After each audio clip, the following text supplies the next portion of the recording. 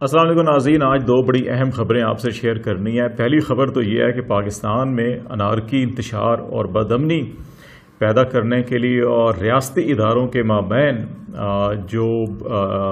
بدگمانیاں پیدا کرنے کے لیے ایک بڑی سازش جو ہے وہ پکڑی گئی ہے اور اس کو ناکام بنایا گیا ہے۔ اس کی تفصیلات آپ سے شیئر کرنی ہے۔ اور دوسرا معاملہ جو اس وقت پاکستان میں جو ساری سیاسی اس وقت ہیجان کی کیفیت ہے، سیاسی بحران بھی کہہ لیں، کانسٹیٹیوشنل کرائسس بھی اس وقت پنجاب کے اندر اگر دیکھا جائے تو وہاں پہ ایک آئینی بحران بھی پیدا ہوا ہے۔ اس سے نکلنے کے لیے فوری الیکشن جتنا بھی جلد ممکن ہے اس کے لیے قومی سطح پر انتخابات کے انعقاد کے لیے راہ ہموار کرنا شروع کر دی گئی ہے، اور اس سلسلے میں بہت جلد دو بڑوں کی بڑی اہم ملاقات ہونے جا رہی ہے، تو یہ آپ سے تفصیلات شیئر کریں گے۔ اس سے پہلے کہ اس دونوں بڑی اہم خبروں کی آپ سے تفصیلات شیئر کریں، تھوڑا سا معاملہ جو ہے کہ وہ سپریم کورٹ کا بھی ہم ڈسکس کر لیتے ہیں، جہاں پہ چیف جسٹس آف پاکستان نے یہ بھی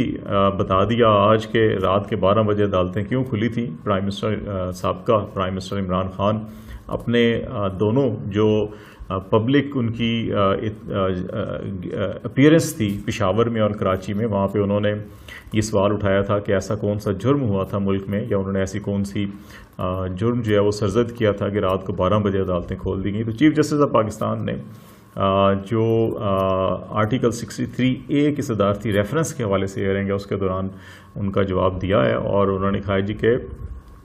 یہ عدالتیں جو ہیں یہ 24 گھنٹے کام کرتی ہیں اور آئین کا تحفظ جو ہے ان کی بنیادی ذمہ داری ہے، تو اس لیے جو ہے کہ یہ رات کو بھی کھل سکتی ہیں۔ اور انہوں نے یہ بھی کہا کہ ان پہ انگلی نہ اٹھائی جائے، ان پہ انگلی اٹھانے کی ضرورت نہیں ہے، اور بھی کچھ معاملات ہیں جن کے اوپر انہوں نے بات چیت کی، وہ بھی ذرا آپ سے بات کرتے ہیں۔ لیکن اس سے پنجاب اسمبلی میں جو کچھ ہوا وہ بھی کوئی اتنا خوشگوار صورتحال نہیں تھی۔ یہ خدشہ پیدا کیا جا رہا تھا، جو میں پہلی خبر آپ سے بتا رہا ہوں کہ جو ملک میں انارکی پھیلانے کی ایک منصوبہ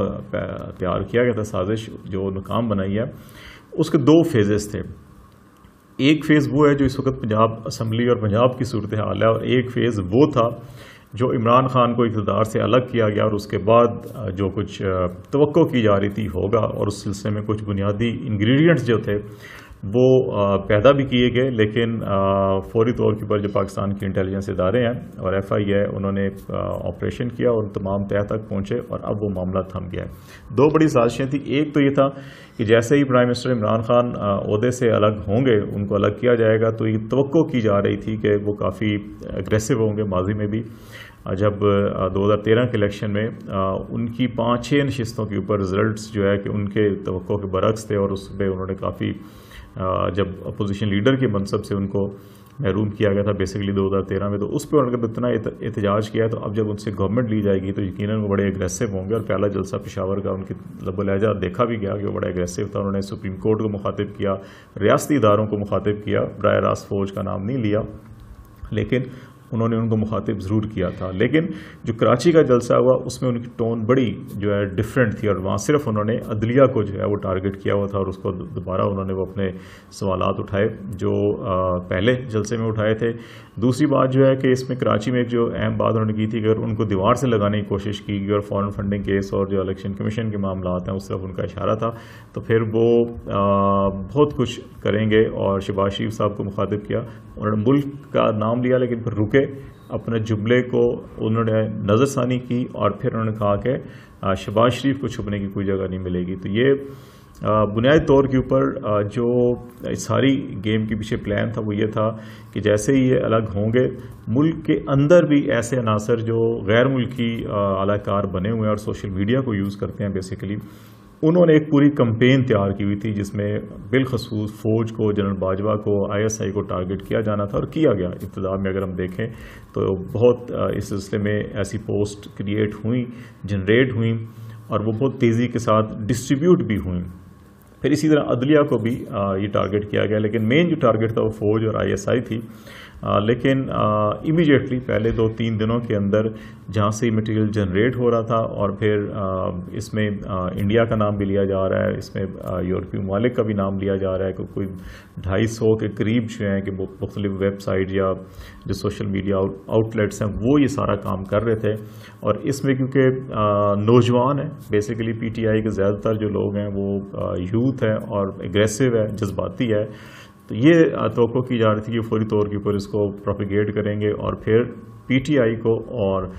فوج اور آئی ایس آئی کو ایک دوسرے کے سامنے کھڑا کیا جائے گا. اور یہ جو جذباتی لوگ ہیں یہ ملک کے اندر بھی ملک کے باہر بھی جو ہے کہ یہ اداروں کو بھی بدنام کریں گے اور ایک پوری ایسی کمپین چلائیں گے جس سے ایک انارکی پیدا ہو. لیکن بہت جلد اس کے اوپر چیزوں کو کنٹرول کیا گیا. پی ٹی آئی کی قیادت نے بھی اس چیز کو فوری طور کے اوپر سمجھا اور انہوں نے اپنی پبلک ریلیز میں بھی، عمران خان نے اپنے میسیجز میں بھی، سوشل میڈیا کے اوپر بھی یہ پیغام دیا کہ ہمیں فوج کو یا ریاستی اداروں کو جو ہے وہ تنقید کا نشانہ نہیں بنایا. امپورٹڈ گورنمنٹ نامنظور کا انہوں نے سلوگن کریٹ کیا اور فوکس انہوں نے کیا پولیٹیکل پارٹیز کو ہی صرف فوکس کیا. اس سے ہٹ کر عدلیہ کے اوپر کچھ کویسچن ریز کر رہے ہیں. دوسرا معاملہ جو تھا وہ یہ تھا کہ اس میں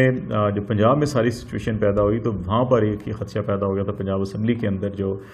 ساری دنگا فساد ہوا کہ اس کے اثرات جو ہیں کہ گلی محلوں کی طرف جائیں گے. لیکن اس کو اب کول ڈاؤن کرنے کے لیے جو ریاستی ادارے ہیں وہ بڑا ایکٹیولی انہوں نے پرو ایکٹیولی اس کے اندر رول پلے کیا ہے.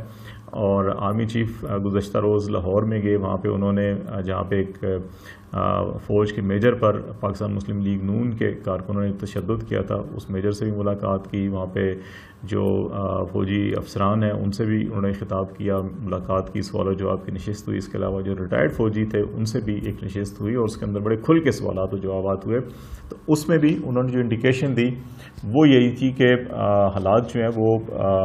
ملک میں جلد سے جلد الیکشن کی طرف جا رہے ہیں اور ان کے نتیجے میں لگتا یہی ہے کہ شاید پی ٹی آئی کی قیادت عمران خان دوبارہ جو ہے وہ اقتدار میں آ جائیں گے اور ان کے ساتھ ان کے اسی طرح سے ہی اچھے اور خوشگوار تعلقات ہوں گے جیسے پہلے تھے. تو یہ انہوں نے انڈیکیشن دی. D G I S P R نے بھی اپنی بریفنگ میں یہی کہا تھا کہ آرمی چیف اور پرائم منسٹر عمران خان کے تعلقات ہمیشہ بڑے اچھے اور دوستانہ خوشگوار رہے ہیں. پارٹیاں حکومتیں آتی جاتی رہتی ہیں لیکن ان کے آگے بھی تعلقات اچھے رہیں گے. ابھی اطلاعات یہ ہے کہ آرمی چیف کی جو ہے وہ پرائم منسٹر سے انہی دنوں میں ملاقات کو شیڈول ہو رہی ہے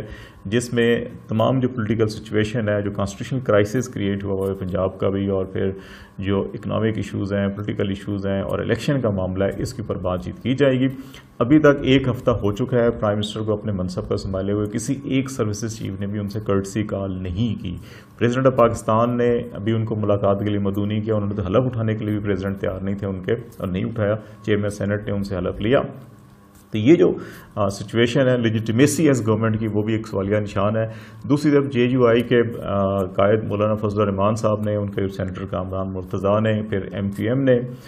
خالد مقبول صدیقی نے ایک گیدرنگ کے اندر کہا کہ جی کہ ہمیں اگر یہ لگا کہ سازش ہے اور ہمیں یہ چیزیں دکھائیں گی، ثابت کیا گیا تو ہم واپس عمران خان کو جوائن کر لیں گے. جے یو آئی کی قیادت نے کہا کہ یہ لانگ ٹرم گورنمنٹ نہیں ہے، یہ ہم اصلاحات کے لیے، انتخابی اصلاحات کے لیے آئے ہیں اور فوری الیکشن ہونے چاہیے. خواجہ آصف نے آن دی فلور یہ کہا کہ ہمیں جو ہے ایک فریش مینڈیٹ کی طرف جانا چاہیے، حالات کو اس طرف نہیں لے کے جانا چاہیے جہاں پہ انارکی ہو. تو یہ جو ساری چیزیں ہیں ان کو اب کوشش کی جا رہی ہے میٹیریلائز کیا جائے. عمران خان صاحب کو بھی جو مقتدر حلقے ہیں انہوں نے یہ میسیج دیا ہے کہ وہ بھی اپنی ٹون جو ہے وہ لو رکھیں اور اس طرح سے کارکنوں کو مشتعل یا اشتعال انگیزی کی طرف نہ لے کے جائیں. لاہور کا جلسہ ان کا بڑا اہم ہوگا اور اس سے پہلے جو یہ 2 بڑوں کی ملاقات ہے یا جو ایسی انڈیکیشنز اگر ملتی ہیں کہ الیکشن کی طرف جا رہے ہیں ٹھیک ہے، ادروائز عمران خان کے پاس جو پھر ایک لانگ مارچ کا اور اسلام آباد میں پھر ایک دھرنے کا جو پلان ہے اس کے اوپر بھی وہ عمل کرنے سے گریز نہیں کریں گے. اور اس وقت جو بیرون ملک اور اندرون ملک جو ان کے ورکر چارج ہیں وہ سچویشن بھی سب کے سامنے ہے. تو اس لیے توقع یہ کی جا رہی ہے کہ ان عناصر کو جو اس ساری جو پولیٹیکل سچویشن ہے